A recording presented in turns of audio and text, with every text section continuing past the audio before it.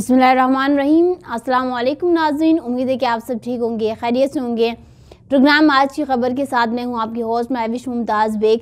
नाज़रीन, चलते हैं आज की टॉप स्टोरीज़ की जानिब। आज़ाद जम्मू कश्मीर और गिलगित बल्तिस्तान में कौन से करंट अफेयर्स के ऊपर जो है आजकल बातचीत हो रही है और कौन सी ऐसी करंट न्यूज़ हैं जो कि आजकल चर्चे में हैं, उसकी हवाले से बात करते हैं। चलते हैं आज़ाद जम्मू कश्मीर की जानिब। आज की नाज़रीन पहली जो स्टेटमेंट हमारे पास मौजूद है, नीलम की इज्तिमाई तामीर और तरक्की में कोई कसर बाकी नहीं छोड़ेंगे, मजहर सईद शाह। शहरियों ने लवाद सड़क बहाल करवाने समेत मुतअद्दिद तरक्याती मंसूबों की मंजूरी, अदारों की क़याम व अपग्रेडेशन पर खराज तहसीन पेश किया। पीर मोहम्मद मजहर सईद शाह ने मुख्तलिफ वफूद से मुलाकातें भी की। लवाद की मंजूरी के बाद बिल्डिंग की अराजी का मामला यकसू हो चुका है, जल्द तामीरात के लिए इक़दामात उठाए जाएंगे। नाज़रीन, ये बहुत ही खुशाइन बात है आवाम के लिए, और स्पेशली लवाद की जो हम बात करें, लवाद सड़क के हवाले से काफ़ी इश्यूज़ चल रहे थे, लेकिन अब जब इसके ऊपर जो है वो काम स्टार्ट हो चुका है, आवाम भी इस चीज़ को एक्सेप्ट कर रही है और खराज तहसीन पेश कर रही है, तो यकीनन जो है ये बहुत बड़ी कामयाबी है इस वक्त काम करने वालों की और अवामी नुमाइंदों की। इसके अलावा बढ़ते हैं अपनी अगली न्यूज़ की जानिब। हुकूमत आज़ाद कश्मीर सेहत के शोबे में मुकम्मल नाकाम नज़र आ रही है। खुर्शीद बलोच, यहाँ पर मेडिकल कॉलेज तो कायम किए गए हैं, बल्कि आज भी इजाज़तनामे दिए जा रहे हैं। तरबियत याफ्ता डॉक्टरों की अदम मौजूदगी की वजह से लोग अताइयों से इलाज करवाते हैं, तो दूसरी तरफ निजी हस्पतालों में महंगा इलाज होता है। खुर्शीद बलोच साहब का ये स्टेटमेंट है। और हेल्थ और एजुकेशन के ऊपर जैसे कि हम अक्सर कहते आते हैं कि कंप्रोमाइज़ नहीं होना चाहिए, लेकिन फिर भी सबसे ज़्यादा जो गलती बरती जाती है, अगर हम कहें बहुत ही कोई नॉन सीरियस अगर हम किसी फैक्टर को लेते हैं, तो ये हेल्थ सेक्टर को जो है बिल्कुल ही इग्नोरेंस का शिकार है, ये जो कि नहीं होना चाहिए। और नाज़रीन, इसके अलावा अगली न्यूज़ हमारे पास है, नाअहल हुक्मरानों की पॉलिसियों से मुल्क शदीद तरीन मुश्किलात का शिकार है। चौधरी यासीन। बिलावल भुट्टो जरदारी की जानिब से लॉन्ग मार्च के ऐलान के बाद इस्लामाबाद के ऐवानों के दरो दीवार हिल गए हैं। लॉन्ग मार्च को रोकने की कोशिश की गई तो नताइज की जिम्मेदार हुकूमत पर होगी। इस वक्त मुल्क की बका इदारे के पास गिरवी रख दी गई है।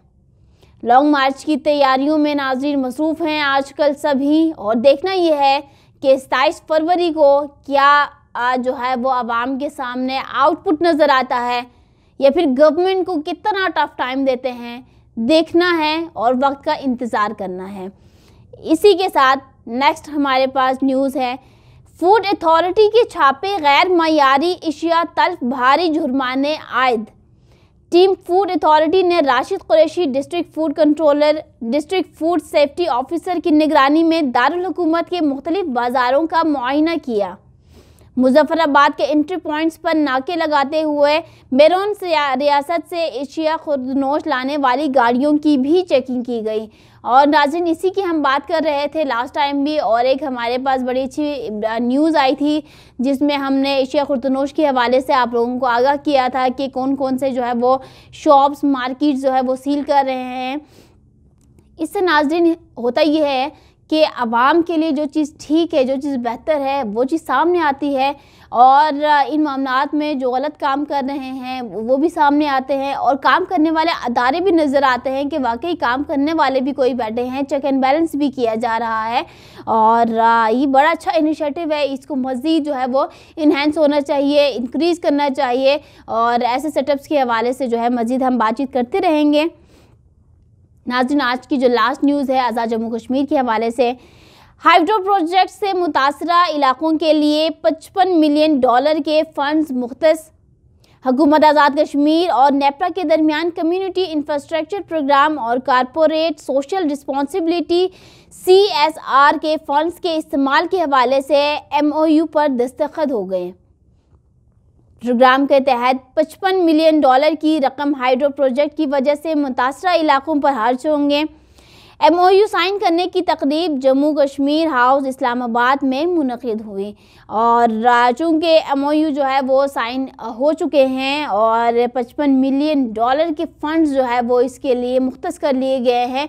अब देखना ये है कि क्या उन फंड्स को जो है वो वाकई इम्प्लीमेंटेशन की तरफ लाते हैं, देते हैं, कहाँ खर्च करते हैं, ये चीज़ें भी जो है ना जल्द ही सामने नज़र आएंगी। बट अभी तक का ये बड़ा अच्छा इनिशिएटिव रहा है और ये हम देख रहे हैं कि जहाँ पर ऐलानात किए जा रहे हैं वहीं पर जो है थोड़े ही अरसे बाद इसके ऊपर भी काम स्टार्ट हो रहा है, क्योंकि हाइड्रो प्रोजेक्ट से जो मुतासरा इलाकों के जो लोग थे उनके हवाले से भी रिसेंटली ही एक स्टेटमेंट पास किया गया था कि उनके लिए भी कोई ना कोई अच्छा इक़दाम ज़रूर करेंगे, लेकिन आज हमने देख लिया। नाज़रीन, इसी के साथ गिलगित बल्तिस्तान की न्यूज़ की जानिब बढ़ते हैं। गंदम के नायाब बीज किसानों में तकसीम की जाएगी। महकमे ज़राअत शिगर के लिए 330 और स्कर्दू के लिए 300 बोरियां फराहम की जाएंगी। 70% अदायगी महकमे ज़राअत करेगा। बिलियन सुनामी ट्री प्रोग्राम के तहत 1 मार्च से किसानों और ज़मीनों में फलदार दरख्त तकसीम किए जाएंगे। ये महकमे ज़राअत की जानिब से जो है ये काम किया जाएगा और अगर ये काम किया जाएगा बहुत ही अच्छा है। और यहाँ से यही तो नाज़रीन हम बात कर रहे थे कि जिस डिपार्टमेंट का जो काम है वही डिपार्टमेंट वो काम करे तो अच्छा लगता है और अप्रिशिएट भी फिर हमें करने में जो है ना वो अच्छा लगता है। अब महकमे ज़राअत जो है वो महकमे सियाहत के काम को लेकर अगर ऐलानात करें और उस हवाले से इम्प्लीमेंटेशन की बातें करें तो यकीनन हंसी आती है। अभी गंदम के बीज के हवाले से बात कर रहे हैं और जो ट्री प्रोग्राम है उसके हवाले से बहुत अच्छी इनिशिएटिव्स हैं। इसके अलावा नाजरीन, लैंड माफिया के खिलाफ सख्त कार्रवाई की जाएगी। DC गिलगित, खालसा सरकार की ज़मीनों को महफूज बनाया जाएगा। सरकारी ज़मीनों को कब्ज़ा माफिया से जल्द गुजारा कराया जाएगा। ज़मीनी तनाज़ात के केसेस को जल्द निपटाने के लिए हर मुमकिन इक़दाम उठाए जाएंगे। उसामा मजीद चीमा, डिप्टी कमिश्नर की ज़ेर सदारत इजलास असिस्टेंट कमिश्नर गिलगित और दनियोर की ज़मीनी तनाज़ात पर ब्रीफिंग दी गई है। यहाँ पर नाज़रीन, खालसा सरकार की ज़मीनों को तो महफूज बनाया जाएगा, लेकिन जो आवाम की ज़मीनें हैं, जो आवाम की प्रॉपर्टी है, उस हवाले से कोई इम्प्लीमेंटेशन के हवाले से बात नहीं की गई। कोई जो है वो उनकी ज़मीनों की तहफ़्फ़ुज़ के लिए कोई स्टेटमेंट नहीं आया। यहाँ पर जो है वो सरकार की ज़मीनों के हवाले से बातचीत की गई है। तो हमारे ये ब्यूरोक्रेसी जो है ना माशाल्लाह से वो भी अपने काम को इस तरीके से कर रहे हैं। फ़ैसला आवाम का होना चाहिए कि कौन किसके हक़ में कैसे काम कर रहे हैं और अपनी ज़िम्मेदारियों को कैसे सरअंजाम दे रहे हैं। इसके अलावा नाज़रीन, कराक्रम यूनिवर्सिटी ने सूबाई हुकूमत से 10 करोड़ की ग्रांट मांग ली। HEC की जानिब से कोई ग्रांट नहीं मिली, जिसकी वजह से यूनिवर्सिटी के माली हालात जो है वो मुश्किलात की जानिब बढ़ गए हैं। VC की ज़ेर सदारत इजलास 2 हफ्तों में फ़ीसें जमा ना करवाने वाले तलबा का दाखिला बंद करने का फ़ैसला। कुछ भी हो जाए, कराक्रम यूनिवर्सिटी में माली हालात मुश्किल जो है वो मुश्किलात की तरफ बढ़े या अपनी यूनिवर्सिटी के अंदरूनी मामलात जो हैं वो अगर ख़राब होने के जो है वो खदशात ज़ाहिर हों, कुछ भी हो, भुगतना जो है वो स्टूडेंट्स को ही पड़ता है। अब यहाँ पर भी जो फंड्स नहीं मिले, ग्रांट नहीं मिले, तो फ़ीसें जमा नहीं करवाएंगे तो स्टूडेंट्स को जो है वो दाखिला बंद कर दिया जाएगा। फिर स्टूडेंट्स क्या करेंगे, स्ट्राइक पर उतर के आ जाएंगे और फिर ये जो पीछे हम सिलसिला देखते आए थे, फ़ीस जब बढ़ा दिए थे और दीगर मामलात पर, तो ये कोई हल नहीं है और ये कोई स्टूडेंट के साथ इंसाफ का तकाजा भी ये नहीं है कि आप इस तरह से काम बनता है कि यूनिवर्सिटी के लिए ग्रांट लाए जाएँ। मुतालबे के अलावा इसके ऊपर जो है काम करने की भी ज़रूरत है। जस्ट मुतालबात का हद तक रहेंगे तो अगर देने वाले अदारे दे जाएंगे, नहीं देने वाले जस्ट ऐलानात तक महदूद रहेंगे।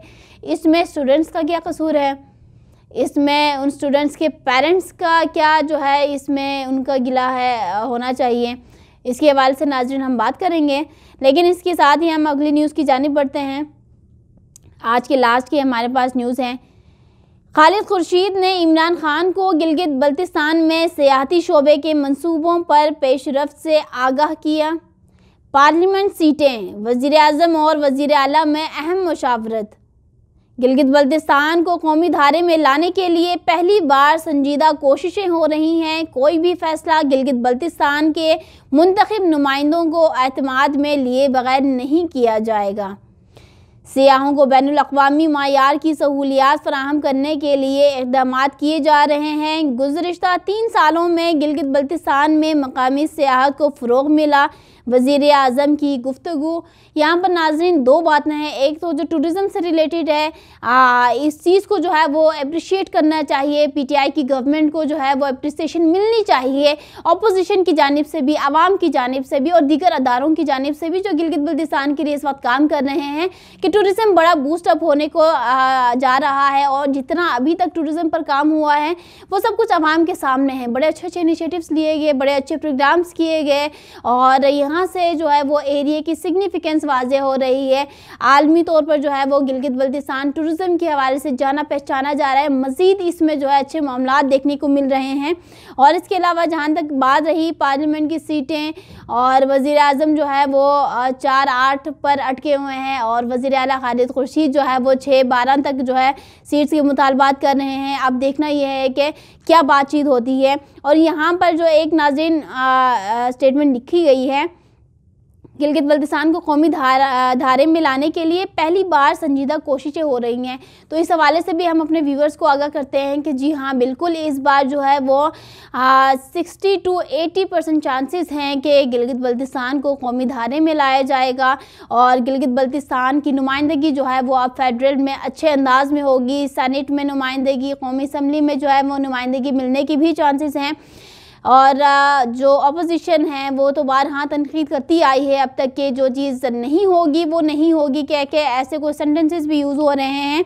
बट यस, अभी तक जीबी काउंसिल के ऊपर भी काम ना होने की बड़ी वजह है कि इस साइट पर भी काम हो रहा है, तो आवाम को यहाँ से इंफॉर्मेशन अवेयरनेस देना बहुत ज़रूरी था। तो होपफुल एंड लेट्स सी के पीटीआई की गवर्नमेंट गिलगित बल्तिस्तान को कौमी धारे में लाने में कामयाब हो पाते हैं या फिर नहीं। इसी के साथ मुझे दीजिए इजाज़त।